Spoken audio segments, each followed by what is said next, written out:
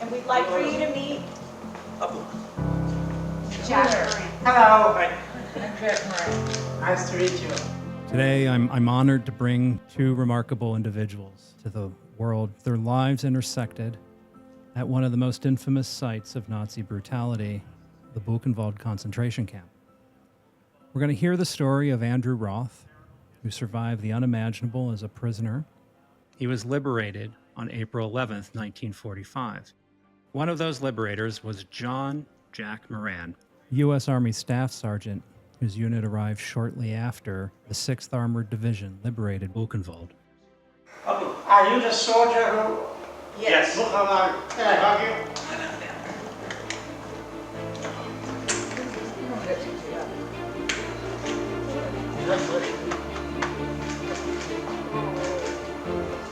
Trying to feel what a day that was, remember? I was much younger, so were you, yeah. How wonderful that you survived. Yeah. That's a wonderful. Oh. And now you live here in... that's right. Welcome to Searching for Never Again from the USC Shoah Foundation. I'm your host, Dr. Rob Williams, the CEO and Finchie Viterbi Chair of the USC Shoah Foundation. Searching for Never Again is a podcast dedicated to keeping the stories of the Holocaust alive. It's a reminder of how one of the greatest crimes of the 20th century is unfortunately even more relevant in the 21st. Andrew Roth is a Holocaust survivor originally from Hungary. In 1944, he, like so many Hungarian Jews, were swept up in the crimes of the Holocaust. He was 15 years old when he endured what he calls a, quote, grand tour of concentration camps, end quote. These camps included Auschwitz and ultimately Buchenwald. At Buchenwald, he was part of the so-called Kinderblock, the children's block, which also included individuals like Elie Wiesel. He was liberated on April 11th, 1945. One of those liberators was John Jack Moran, a retired U.S. Army Staff Sergeant who enlisted at age 17 and fought bravely across Western Europe. There, his unit experienced heavy casualties, particularly when he was fighting in the pivotal Battle of the Bulge, all before arriving at Buchenwald, just as it had been liberated. Their stories of survival and resilience are both powerful and inspiring. Here is my conversation with Andrew Roth and Jack Moran. Welcome to Searching for Never Again from the USC Shoah Foundation. I'm your host, Dr. Rob Williams. Today, I'm honored to bring two remarkable individuals to the world because their lives intersected at one of the most infamous sites of Nazi brutality, the Buchenwald concentration camp. We're going to hear the story of Andrew Roth, who survived the unimaginable as a prisoner, and John Jack Moran, U.S. Army Staff Sergeant, whose unit arrived shortly after the 6th Armored Division liberated Buchenwald on April 11th, 1945. Andrew and John's journeys are powerful and they're different, but they met at a critical moment in both of their lives. Their shared connection to this history offers vital lessons to all of us. And I'm going to start with a simple question to the both of you, because you only met earlier today. Can you tell me what it was like for a survivor to meet a liberator and a liberator to meet a Holocaust survivor? It was a pleasure. Just that anybody survives those camps is a wonderful thing, and I'm so happy to meet him and to have him meet us. But it was heartwarming. Andrew, for you, how was it to meet one of the liberators of that terrible camp? Well, I tell you, I was laying down on the ground, didn't look up, didn't dare to look up. Because they told me before we left, no matter what happens, don't go out of camp. Stay in the upper Platz. And then this soldier comes up to me.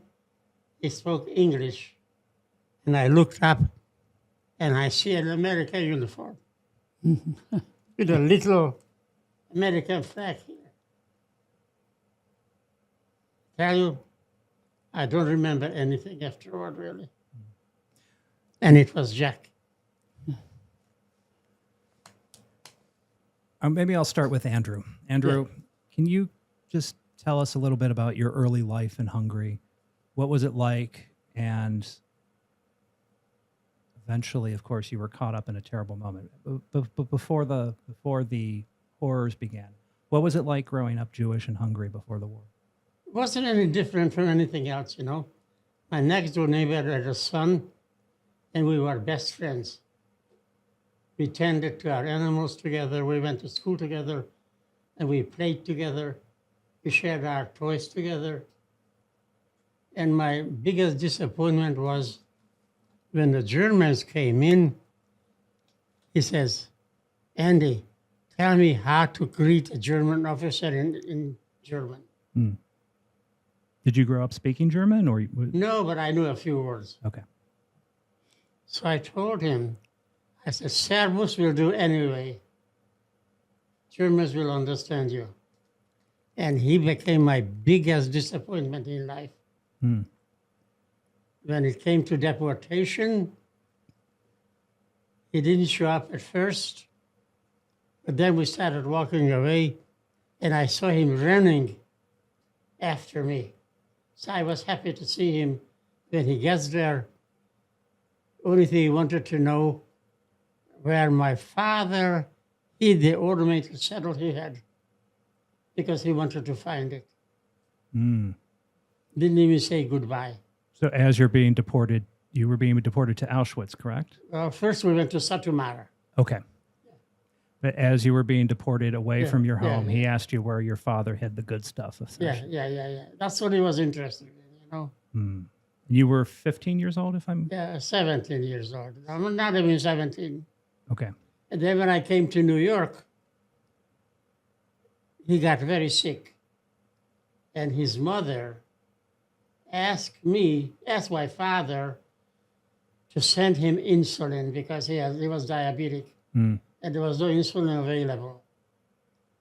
So I was thinking, you know, this guy who was so mean to me, he's asking me for a favor. And then I decided, you know, I will do it for him. I'd be glad to send him insulin. And I did. And he was very, very surprised that I did after he was so mean to me. Hmm. And when my father asked me, why did I send him insulin? He says, Dad, it's thanks to him that I live in New York now. So you're deported from your home, first to Satu Mare, which Yes. is Romanian-Hungarian border Yes. for those listening. And then from there, if I'm not mistaken, you are sent to Birkenau. Straight to Birkenau. Straight to Birkenau. And then you were chosen for forced labor when you were there? But first, when they lined up young people or older people, they asked me how old I am. So I told him 16. And this Polish guy says, don't say 16, say you are 18. So I said, I am 18. And they had to form a single line. This was in Birkenau. And I was going with my mother, my two brothers, three sisters. And as we were walking, the Gestapo is up on a stand with his little flag, rechts, links, rechts, links. He told me to go rechts with my mother and my sister and my two little brothers. And I see my uncle with his son is going to the left. So without thinking, I just bolted, not realizing that I made a life and death choice. Mm. All those who went to the right were gassed the same night. And I went with my uncle the other way. And here I am. Mm. And at about the same time, turning to Jack, so you're 17 years old in Wisconsin. You know the war is going on. What do you do? I was spoiled. I had the first 18 years of my life were perfect. Living up on the shore of Lake Superior, hunting, fishing, winter sports, tobogganing, skating, skiing, curling. We were just had a wonderful life. No television to steal all those hours away from those things. So we just had a wonderful time, but realized that they were going to draft me very soon. So I then chose to go to the Army, into one of the the ASTP program. And so they sent me to the University of Wisconsin to study physics. And within about October, the Americans got their butts kicked in the Kasserine Pass in Tunisia. Real October of 43? Yeah, a real bad defeat. So the people of Washington said, we need more men. So they canceled this program all over the country. This program was at many universities. They put us all in the infantry. And more cannon fodder. What turned out. Because I saw so many nice young fellows laying in the ditches of France and in the snow in Belgium and in the woods of Germany, just 19 years old, 20 years old. Their lives cut short. They gave their life to help us win the war, but they lost the right to come home and be a loving husband or a good father, and it just wasn't right that only the 19 and 20-year-old boys had to put their life on this altar of warfare that was so horrible. I was talking about what Andrew was talking about, his family. I've just recently, last 2 days, went through 4 very heavy military books. Only one showed anything about Buchenwald. There was one page, and it showed a picture of children waving goodbye to their parents as their parents were taken away. And sure. yeah. And Well, Andrew, you probably know this photo, the one here on the left. Oh, that's in Buchenwald. Yes, I think that's actually from your block. So that's maybe a good transition. So in Andrew's case, you were at Auschwitz. You were lucky and ended up in the lucky in quotes, of course. You ended up in the forced labor line.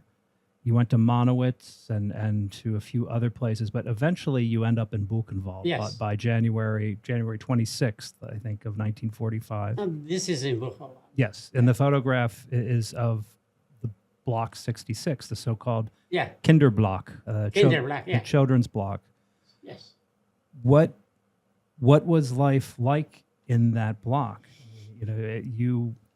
For our audience who's not aware, it's also the block in which Elie Wiesel was as you said earlier, your roommate. He was my roommate. And, the block elder, a man named Antonin Kalina. Did you have any engagement with Kalina himself? We didn't call people by names there. We didn't know each other's names, really. Just first names. And what, a moment ago, Jack was mentioning all these 18, 19, these kids who were dying in combat, but you were seeing kids dying around you in Buchenwald and in Auschwitz as well. And it was so routine. You get immune to all that stuff. Especially in Buchenwald, the toughest job we had was standing up every afternoon in the cold rain, whatever it was. But the biggest choice you had to make is to get back in the block and be on the 3rd floor or the 4th floor, not on the 1st, 2nd, or the 5th. Why is that? Because it was very cold. The top floor was too close to the ceiling. The bottom floor was too close to the floor. So number 3 and 4 was coveted, Within the multi-tiered bunks. Okay. So you have to decide. If I couldn't get in first, I says I will be last. because by the time it came to me getting in by the door, there were a pile of bodies by the door, and they were all holding the token they were given for the next day's food.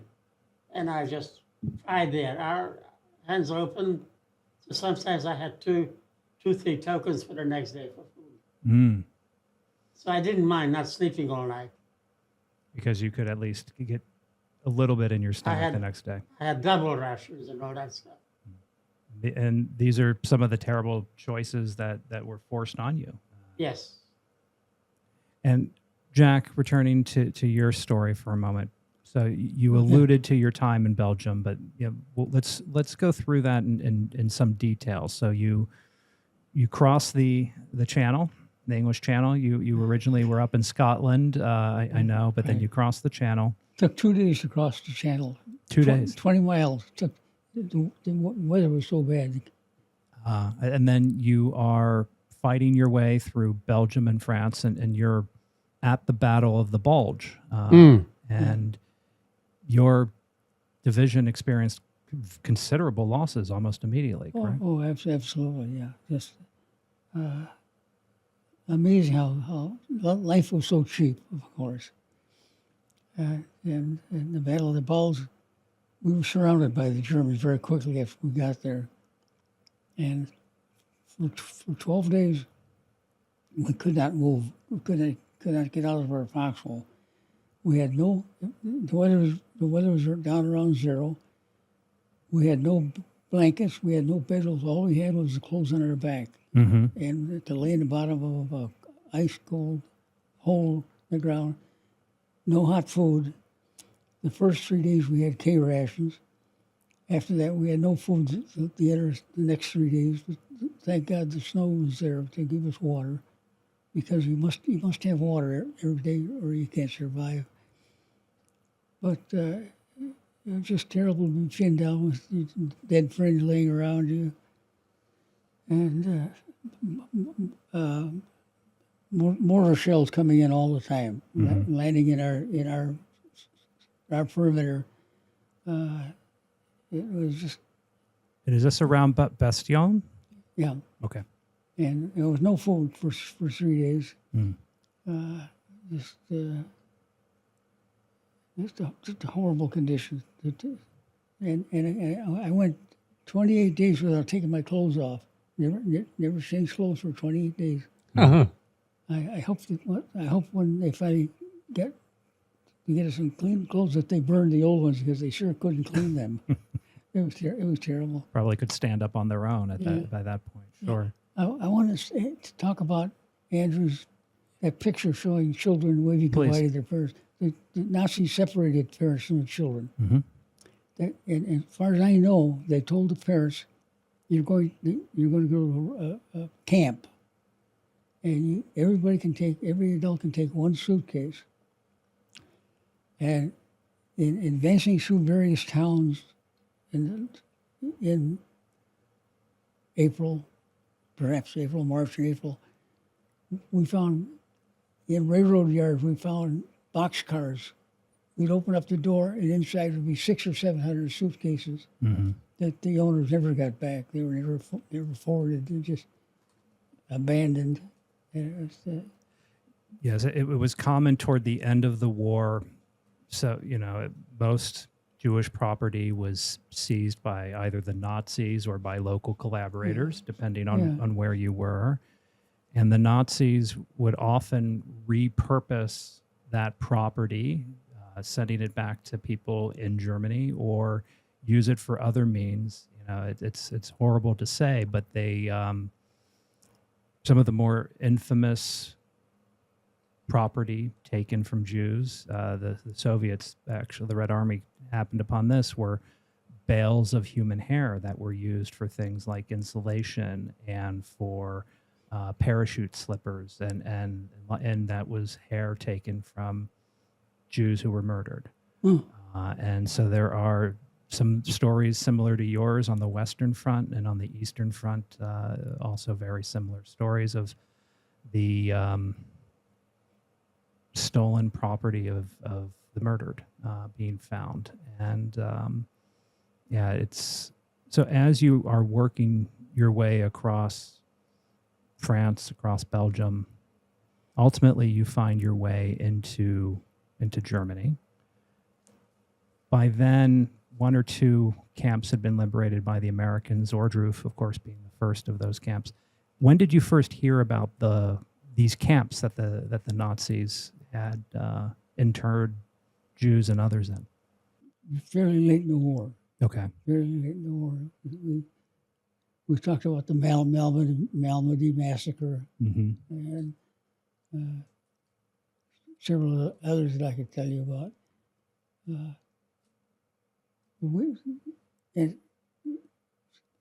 We did not know where these death camps were.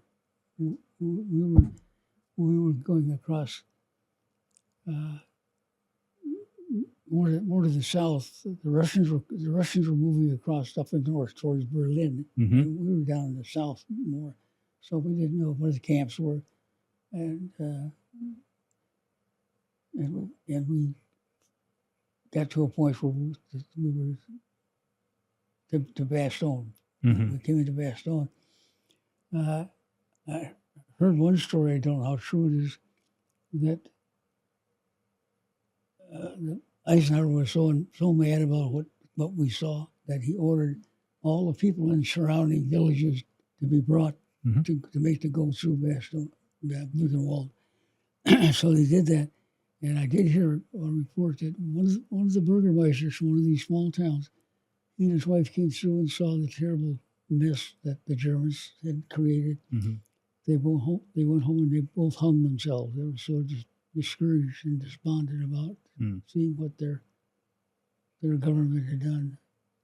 There were a range of reactions, yeah, and then sometimes there were stories of people who were so ashamed. There are, of course, and I'm sure many in our audience have seen, photographs of the U.S. Army had put together a number of films that they made Germans watch about the crimes that they had committed, based on footage taken by the Americans and the Red Army and others. And some of the more infamous photos show entire audiences of Germans just covering their eyes, not watching the images on the screen. Yeah. But I want to come to the liberation of Buchenwald for a moment. But so let me turn to Andrew for that. Andrew, did you have any sense that the Americans or somebody was coming for the camp? Or so what were the final days at Buchenwald like? I can only tell you that when after liberation, the Eisenhower and his Americans, they brought in teenagers, high school students, to show them what happened.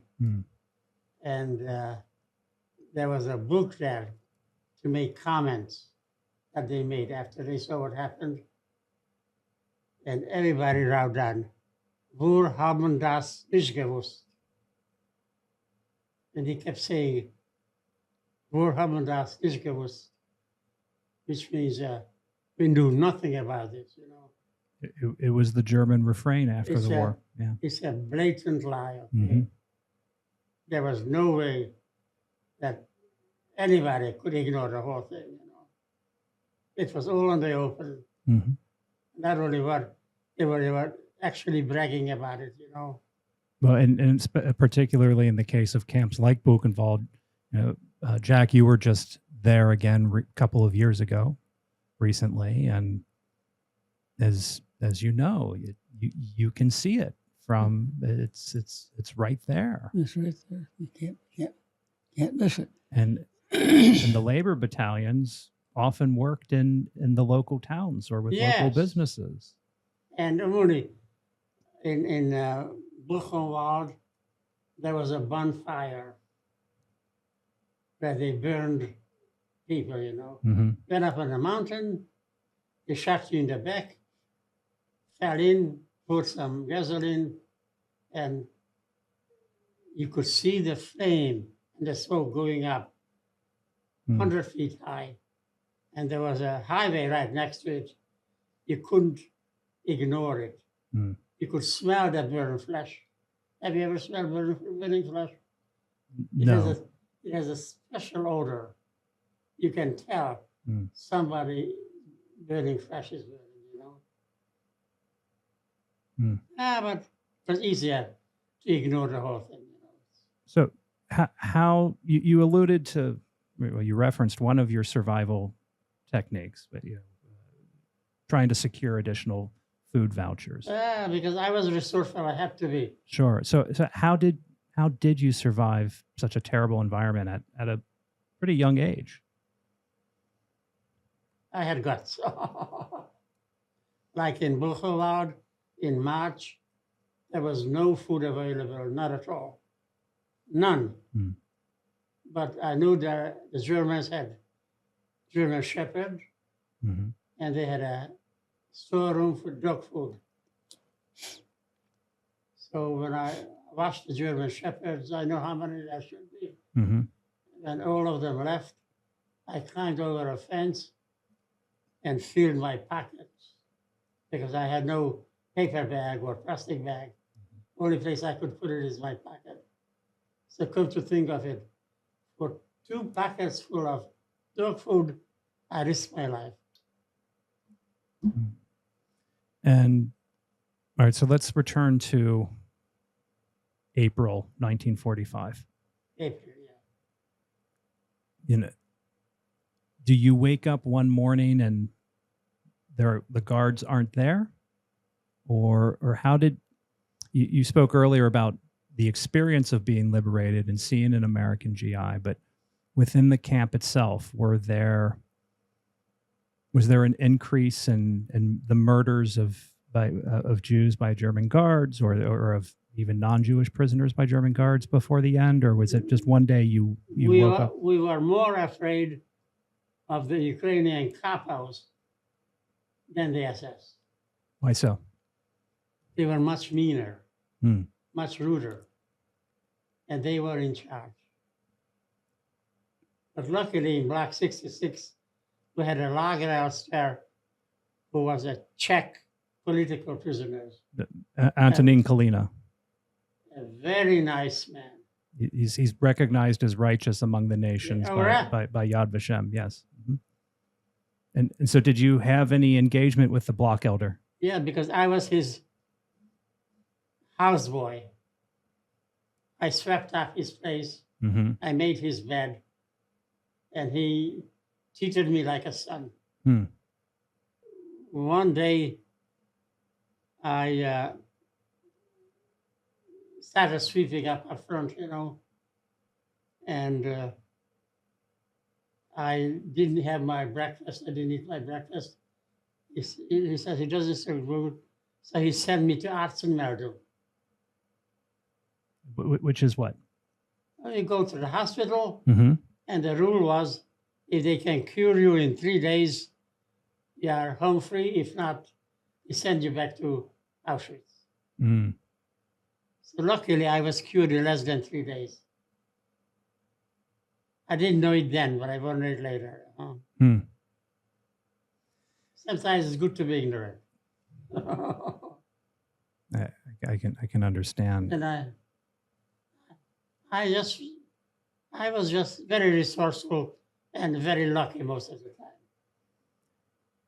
And Jack, how did your resourcefulness help you through? I mean, you know, as we talked about earlier, your unit experienced very heavy casualties just within the first 6 days of the Bulge. Yeah. You were without food for 3 days. On March 25th, we had to cross the Rhine River Mm-hmm. in the middle of the night, trying to sneak across the river. The Germans lit up the river like a football game at 9 o'clock at night. Mm-hmm. Opened up on us with 5 heavy machine guns, and we're just riddled. We had 142 of us trying to cross the river. They killed about half of us that night. It's just terrible. So I saw grown men, 25 years old. He was a grown man to me at that time. After a battle, sitting in the corner of a barn, crying like a baby, just saying, "I can't take this anymore. I can't stand this anymore." And I felt the same way. We all did, but we had to continue. We had no choice but to keep going forward and watching our friends die. I lost one battle. The afternoon of December 16th, 1944. That's the day that the Bulge broke in Belgium. Mm-hmm. We were fighting in the Saar Valley and attacking a Hill 360. That afternoon, I lost my 4 best friends in that one battle. But God spared me for some reason. Battle after battle and day after day, where explosions all around me. Out in the middle of the Rhine River, a bullet just skinned me and killed the kid in the boat paddling behind me. He fell over on top of me. But life was so cheap and death came so easy. It's so sad. So you crossed the Rhine in March of 44. And where do you go through the month of March up until April? Okay. We finished up on the Rhine River. There's a castle, Marshburg. We had to capture the castle. That took a day, and then we stayed there for another day. So we pretty much killed the month of March in the Rhine River Valley. Mm-hmm. And then we started moving east, and the Buchenwald was opened up, what, the 9th or 11th? 11th, yeah. So we had 11 days that we were just pushing the Germans, pushing. And they knew the war was over. They knew they had lost it, and they were retreating, but they were still making us pay for every day. 88s were coming in, deadly Tiger tanks. We paid a price for every inch of ground we took. And then Andrew mentioned his experience of Liberation Day. Can you tell us what, you were at Buchenwald the day after Liberation? Yeah. And the Germans had tried to cover up some of their activities, get rid of the bodies and burying them, burning them. Yeah. Okay. Yeah. Andrew knows more about that than I do, but they were doing their best to get rid of the evidence. But then they finally decided better get out of town before the sheriff arrives. Yeah. So you're there the day after. Yeah. What do you see? Well, Bodies, yeah. I couldn't believe what I was seeing. Mm-hmm. How man can see it so mean to his fellow human beings. We're all created by the same God, and we're all brothers and sisters. But boy, the Germans. I've read the history of the Germans going back hundreds of years, and they've always been a warlike nation. Or they're always trying to dominate and run things. And they lost World War I. They lost World War II. God help there is no World War III. If there's a World War III, it's going to kill thousands of women and children as well as men next time. There'll be no foxholes, no place to hide. Well, but within Buchenwald, you said you see a different sort of inhumanity. How is it different from a combat death? How did it hit you in a different way? Well, when we first entered combat, we were given a little tiny booklet, and the booklet was titled "The Psychology of Hate," written by somebody in the Pentagon who had never been in a battle in his life, probably. And they tried to teach us how to hate. I could not hate. I felt sorry for that kid in a foxhole 50 yards away from me. He was ordered to kill me. My bosses ordered me to kill him. We couldn't change that fact. Mm-hmm. But I felt so sorry for all the soldiers and all the armies. But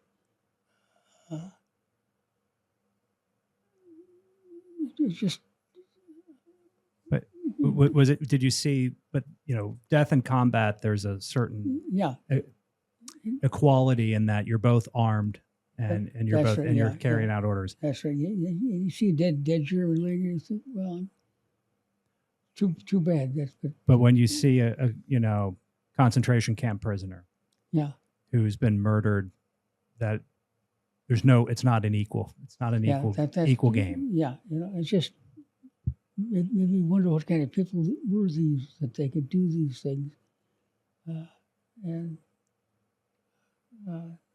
thank God some people. Thank God they were defeated, and thank God some of the people survived the camps. Did you speak with any of the people who had been liberated during when you were at Buchenwald? I mean, of course, Oh yeah, you spoke English and they spoke one of 40 I- different languages. I remember giving little chocolate bars that come in the K rations. Mm-hmm. I remember giving the little chocolate bars to one of these little men like Andrew, guy whose malnutrition dropped to 100 pounds. He now weighs 92 pounds. He still was so appreciative of getting that little candy bar. And again, of course, as quickly as possible, help was coming from, they were bringing food supplies up there to help feed these people and get them on their feet so they could be sent to wherever they were going. Mm-hmm. And Andrew, so Yes. you're liberated. You're probably starving. You're not healthy. What happened? I mean, how did you react when food rations came in and when the medical corps? They arrived? told us not to eat too much Right. because those who did got terrific stomach aches, and many of them died afterward Mm-hmm. because they ate too much. Mm-hmm. It was just hard to restrict it, Especially, I was mostly lucky, I didn't pay attention to all that stuff, and I have a iron stomach, I guess. I never had a stomach ache in my life like my cousin or all the other guys. And most of my friends were complaining about headaches. I didn't have that either. So I was just, So then, how long? I had a good constitution. Well, and it's served you well into your late 90s. Yes. So what are those first couple of days after liberation like for you? Unreal. Unbelievable. It's a good thing we had that lager upstairs who was very kind, passionate.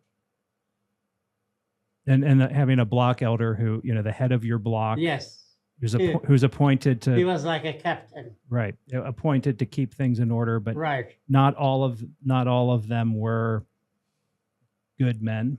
Even in Buchenwald, I know of a couple of other blocks where there were block elders who sent people on suicide labor details to exact revenge. But in your case, the head of the children's lager was a protector.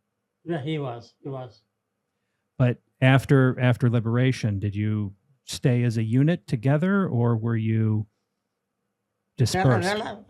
I had my friends, the two college time boys, Mm-hmm. Gabi Deutsch, my cousin Imre, and Elie Wiesel. We stayed in the same room, and we supported each other. Was this, you were briefly placed in the SS commandant's home? Yes. So this is where all five of you, Yeah. really? And what was it? What was it like to go from a barracks to the, commandant? Yeah. We look forward to going to eat Mm. because the Americans brought in high school students. German high school students? Yeah. Okay. To sit with us and eat and talk. And then there was a movie where they showed Hitler. Really? Yeah. Was this to teach a lesson to the German students? Exactly. I see. And I'm still surprised that all these young people going to the movie, everybody is noisy, and then suddenly the screen shows Hitler's face, And they pay attention. and it gets all quiet. Interesting. I wasn't disappointed in the German young people, the ones I met, they were all very compassionate. Hmm. They kept saying, "Wir haben das nicht gewusst." I didn't know. It's a blatant lie, okay? Sure. There was no way of ignoring it. My friend and I, after liberation, we went down to Weimar, Mm-hmm. and we passed by a barber shop. And in front of the barber shop, there was a bicycle. So my friend got on the bicycle and started to ride. So the guy with soap on his face Mm-hmm. runs after him, telling him, "Das is mine." He says, "It was mine long before it was yours." And we went to a clothing shop. Hmm. We figured we were going to get some decent clothing. Mm-hmm.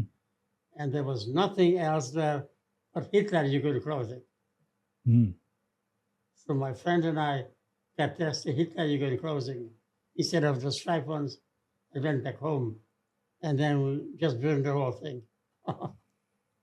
So were you, the U.S. Army, when they were in Buchenwald in the first couple of weeks after liberation? Yeah. And then the Russians came in. Right. But before that handover, the U.S. military began creating a document known as the Buchenwald Report, something that a non-Jewish Buchenwald survivor named Eugen Kogan later published as The Theory and Practice of Hell. Were you interviewed by the U.S. Army about your experiences in Buchenwald? No. I mean, I've seen your U.S. Army documentation, and it's a very simple questionnaire, but nothing about the details of your experience were ever asked. I wasn't interviewed, But then, then the military sends you to France with the other teenagers. 800 children, all teenagers. Mm-hmm. We got a invitation from an organization named OSC, OSE. Mm-hmm. It stands for French, Œuvre Sécure aux Enfants. Mm-hmm. It was a Swiss organization, and I went to France. We stayed about 2 miles out of Paris in quarantine for 4 weeks. Then I was sent to Amboise, and from Amboise I went to Taverny, from Taverny to Versailles. And how long were you in Versailles? Versailles, 6 months. Okay. And meanwhile, Jack, you were in Buchenwald very briefly, and moved on to the next assignment. That's right. We're trying to chase the Germans as fast as we could, Mm-hmm. and as broad a base as we could. Tell me, Rob, were some of the people that ran the camps were in the Nuremberg trials? They had subsequent trials. The main Nuremberg trial that we all know about, the International Military Tribunal at Nuremberg, was between all of the Allies. That focused on the big guns, the big players. But there were 12 successor trials that the United States ran, the U.S. military tribunals. That included some of the people from the camps. The British also had a series of trials, and so too did the Soviets. In the case of Buchenwald, because that region was handed, the Americans gave it over to the Soviets for the occupation. The Soviets did try some of the camp guards and others, including some of the capos, in their trials, but their trials were a little different than the American ones. And I think they tried to bring back some from Argentina and other places too. Correct. Yeah, a good number of German perpetrators and Croatian perpetrators ended up in Argentina, and then some Germans in Paraguay, Brazil, other South American countries. And of course, also it's worth noting in the United States. I mean, there were perpetrators who snuck in, and then there were some who were invited in to our country as well. Yeah, I heard about that.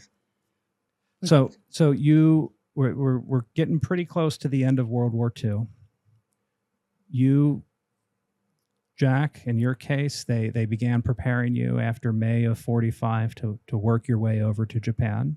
That's correct. And so how did it feel to go from one horrible conflict with the possibility of another one on the horizon? I didn't think I could survive 2 wars. One was terrible enough, and I had so many close calls, and I just knew that I could not survive another war. So I was the afternoon that the World War was totally over was in August, the middle of August, and my mother, my father, and I were in the American Legion club rooms in Superior, Wisconsin, when the word came over the radio that the war was over, and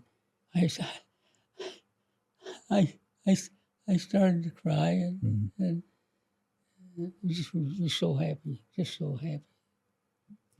And then, what did you do with your life from there? Went back to college right away and met a wonderful, wonderful woman. We got married. She was the joy of my life, the mother of my 3 daughters. Went into business. I worked for the Schlitz Brewing Company for 11 years. Oh, really? Yeah, and that was the best beer in the world at that time. I still remember sitting at my desk, and when I get thirsty, I'd go out, leave my desk, go out and pick up a cold beer off the line and bring it back to my desk and sip it while I'm working. It was great for a young man. Ended up spending many years in transportation and real estate, and was relatively successful. Is that what brought you to California? Yeah, Schlitz transferred me to California when they opened up a new brewery here. They needed some help keeping an eye on things out there. So that's why we were in California. My daughters are very happy that we came to California. I am too. It's good. Get in while California is still cheap enough to get into. That has certainly changed. And Andrew, in your case, so you spend a couple of years as a displaced person in Europe, and then you become a DP in the United States by 1948. You told me that DP doesn't stand for displaced person. What does DP stand for in your case? Delayed pilgrim. Delayed pilgrim. So you're a delayed pilgrim, or first in New York, if I'm not mistaken, or was it Miami where you ended up? First in New York. First in New York, and then Then it got cold. Yes, it does do that. Yeah. Yeah, and I got into how did I make my money? I forgot already. Yeah. I was a shoe designer. Oh. I worked as a shoe designer. Okay. And that for a Hungarian, and then he got a partner, and then I went to another place. We were manufacturing slippers, and I became foreman. And we had a salesman who came back from California, and he says, Andy, I could double my sales if we made a slipper with a heel in it.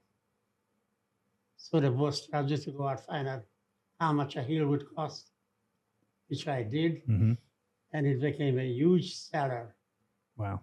So that's how I made my first money.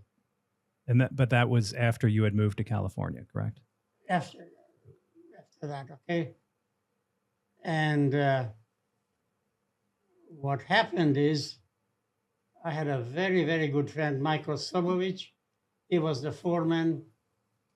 He got engaged, and he got married.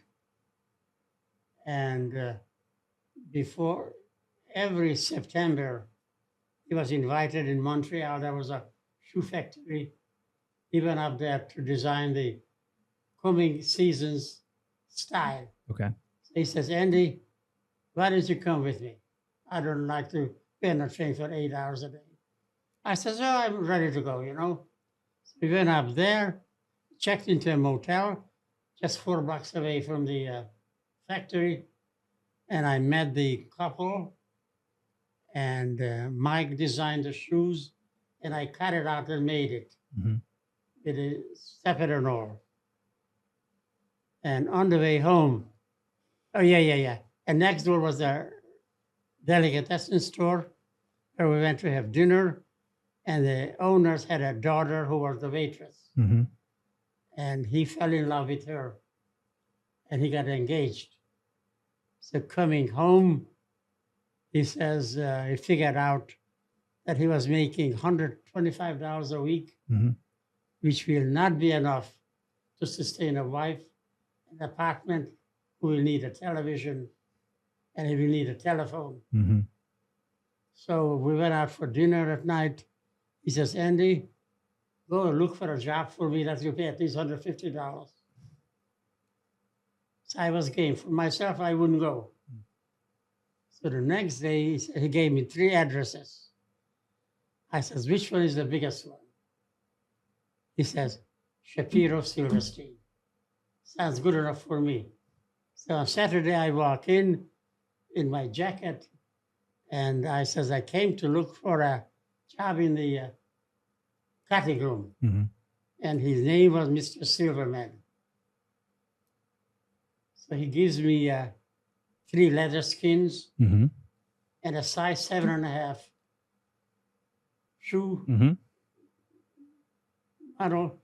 He says, how many pairs of shoes can you cut from these 3 skins? Mhm. So I took my jacket off. I made sure he sees my number. Mhm. And then he started to talk Yiddish. Mhm. And when I was done, I called Mr. Silverman and I said, Mr. Silverman, I laid out all the shoes we can cut from these skins. Mhm. And from the remnants, I says, I have a friend who can buy it from you. He makes watch bands. Mm. He says, great idea. Why didn't I think of that? But you mentioned that you made sure he saw your Auschwitz number Yes. on your arm. Did he respond to that? Oh, yeah. Oh, Oh, yeah. He started to talk Yiddish immediately. Ah, I see. Because my English wasn't any good. Mm. And I told him I have a friend who is very good at designing shoes. I think you should give him a job. And he did. Mm. $150. And not only that, it became a lifetime job for him. He was sent to Los Angeles to open up a new factory, Mhm. and here he passed away. Mm. But it became a lifetime job for him. Mm. Michael Sobovich. But in those days, I tell you, you are indoctrinated to help each other. It was in your DNA, stuff. Well, and it's you need that community to help you. And if I can ask you, you shared a story before we began. Just the possibility of coming out to California was in large part due to an act of generosity by a person you ran into when you were working at a hotel. Yeah. The Canadian. Right, that you had said one of the Bronfman family wrote you a check because you were nice, and Not only that, I have my best friend in those days, David Lester. Mhm. He says, I tell him to Dave, we went to school together, high school. And I said, Dave, I don't know about you, but in 10 years, 1960, I'm going to California. And you know what he said? He says, Andy, when you get there, I'll be waiting for you. And that's exactly what happened. Really? So the communities that you have, you both married wonderful women. I've met your wife, Andrew, but how did your communities help you? Did your spouses help you? How did you deal with all of the various traumas that you both experienced, different though they were? I mean, nevertheless, it stays with you. Did you have an opportunity to rebuild your lives in ways that also let you find some peace? Well, speaking of DPs, towards the end of the war, we were surrounded by DPs. Sure. Hundreds of them. I can still remember throwing hand grenades into rivers to kill the fish So the fish would float to the surface, and the DPs would Nope. run out into the water. And, So that really does work. yeah, it does work. Oh, wow. Okay. Yeah. And we got down to this town of Plauen, near the Czechoslovakian border. And it was a brewery there. And these DPs had not had any alcoholic beverages for 4, 5, 6 years, however many. And so they broke into the brewery and opened up all the kegs, 50 hogsheads, and thousands of gallons of beer were on the floor. The beer was about 4 or 5 inches thick on the floor in this building. Because they had just opened up all the kegs and created a mini lake, basically. And so these DPs were down there sucking up this beer as fast as they could. They all got drunk. And they were laying all around. That's called entertainment. You think a battle had been fought there. Yeah, you think a battle had been fought there with all the bodies laying around. Wow. So we felt sorry for these people. We gave them part of our rations every day because we still had kitchens had not caught up to us yet. Sure. But people have there's got to be more love in the world to prevent any more wars. But the ingredients for war are out there and have been, and they're probably been there since the beginning of time. Maybe it'll be there till the end of time. But let us hope that there is no more war. Well, that actually brings me to my final question, because I've taken both of your time, but I do want to end on an important one. The both of you you're both in your late 90s. You don't look it, so I'm sure everyone is always asking the secret, but you've lived long, very difficult, but nevertheless productive lives at the end of the day. What do you hope each of your stories will do for future generations? You survived the very worst of humanity. You've fought in terrible conflict, but your resilience has also helped see you through. What do you hope people will take away after they either listen to this podcast or watch one of your many testimonies, including those that we have here at the Shoah Foundation? I have great hope for the future. I give talks at high schools and various places. And after each talk, a week or so later, I'll get a package of letters put together. And these kids showing an intense interest in what we did and how we handled things. And these are going to be the leaders of tomorrow, I hope. And I hope that they're good leaders. But there's a bad element in all society. It's in the newspapers every day, every morning. Just have to hope and pray that we can convert some of those people to be better people and better citizens, and realize that a price was paid for their freedom, and for us to continue our way of life.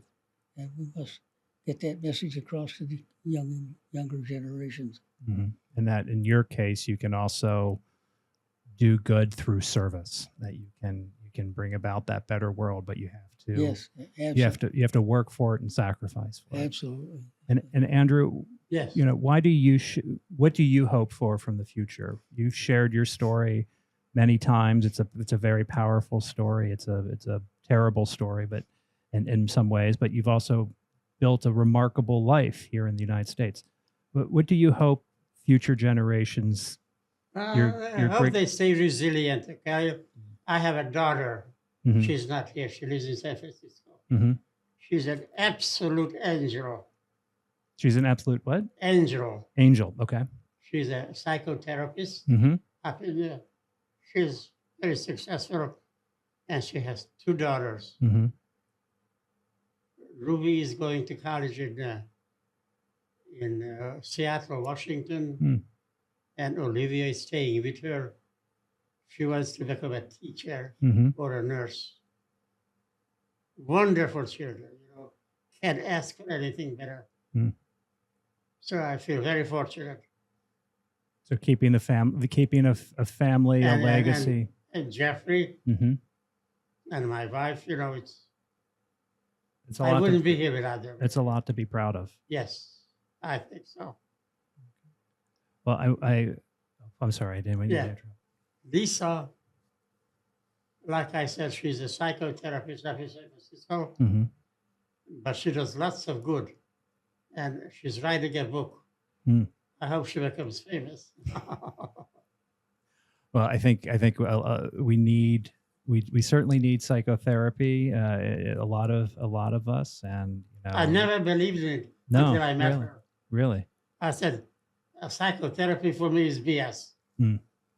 But apparently I was wrong. I was wrong before, But she does lots of good for lots of people. Yeah, it's helpful. I mean, Yeah. especially in difficult times. Yes. Well, I do want to thank the both of you for joining us. I appreciate all of the time you spent, and I think your stories not only moving, but your shared experience is necessary. We have to understand that all of our communities, all of our lives intersect at a certain point.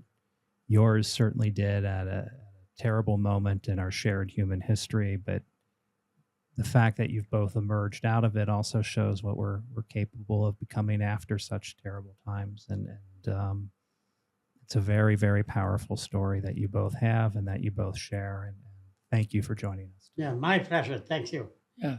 So thank you so much for having me. Okay. And I thank you, Jack. Andrew, it's a pleasure. Pleasure. Maybe I visit you. I have a friend. Thank you for joining us for this episode of Searching for Never Again from the USC Shoah Foundation. It's been a real pleasure sharing these stories with you over the course of our first season.